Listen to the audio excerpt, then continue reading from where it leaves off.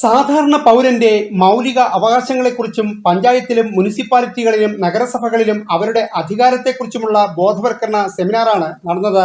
Karunagappally municipal chairman കോട്ടയിൽ രാജു സെമിനാറിന്റെ ഉദ്ഘാടനം നിർവഹിച്ചു. പ്രസേനൻ അധ്യക്ഷനായിരുന്നു. സജീവൻ വൈദ്യൻ സ്വാഗതം പറഞ്ഞു.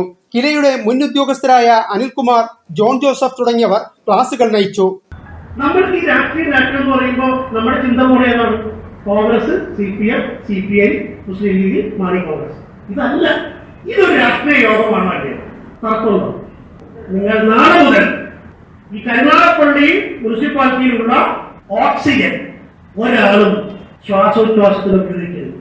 കാരണം ഈ ഓക്സിജൻ ഞങ്ങൾ ഇന്ത്യ ഗവൺമെന്റ് ഞങ്ങൾ അമേരിക്കയിലെ ഒരു ആഗോള കമ്പനിക്ക് വിറ്റിരിക്കുന്നു എന്ന് പറഞ്ഞാൽ ശ്വാസം എടുക്കാൻ പറ്റാതെ 3.5 കോടി ജനവും ഒരു ദിവസം രാവിലെ. News bureau, Karunagappally.